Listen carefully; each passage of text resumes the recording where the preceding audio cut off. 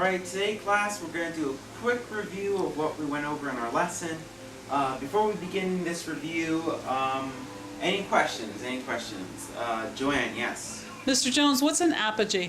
Let me just make sure I get this correct. I'm pretty sure I know what it is. Let me just, yep.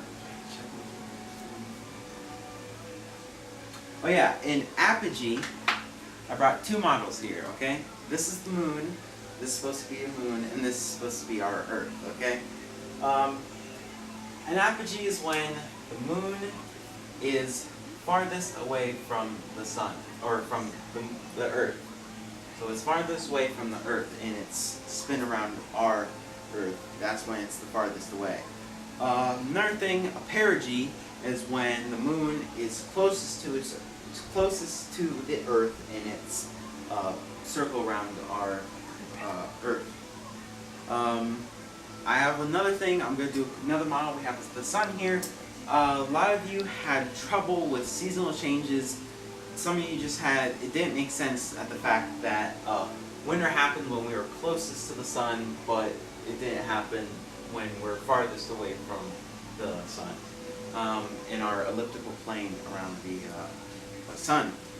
So today what we're just going to do is kind of just show you why there are seasonal changes on our Earth.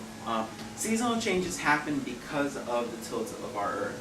It's not completely center, it's more tilted this way. So in December, which is the winter solstice, the winter is in the northern hemisphere while summer is more in the southern hemisphere.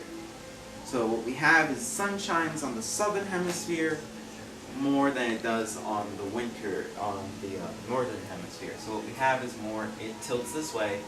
The southern part of the sun, so southern part of the Earth is more tilted this way, so the northern hemisphere is pointed up, so it's a lot colder. Then in March, which is the vernal equinox, it's the in the southern hemisphere we have more of a fall, while in the northern hemisphere it's springtime. So what we have here is it shines equally in between the northern and southern hemisphere. So it shines equally between the two, meaning that it's equal in sunlight, so it's fall and spring. In spring in north, fall in south. While we have in June, which is the summer equinox, we have winter in the south, and in the summer it's northern hemisphere, it's summer. This is the funny thing, is that we are farther away from the sun, but since we're tilted more this way, since this is the northern hemisphere, we get more sunlight than the southern hemisphere, which makes southern hemisphere more colder, us more warmer, causing it to be summer. In September, we have the autumnal equinox, and that's when it's the southern part of the hemisphere is spring, while fall we have in the northern hemisphere. And again, it's equal. The sunlight is equally distributed between the northern and southern hemisphere. So what I want you all to do, this is going to be a quick little fun thing to do. I'm going to have you take both of these. I'm going to call you one by one.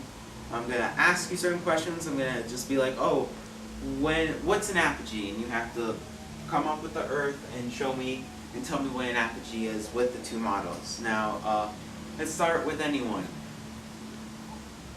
Michael, how about we start with you?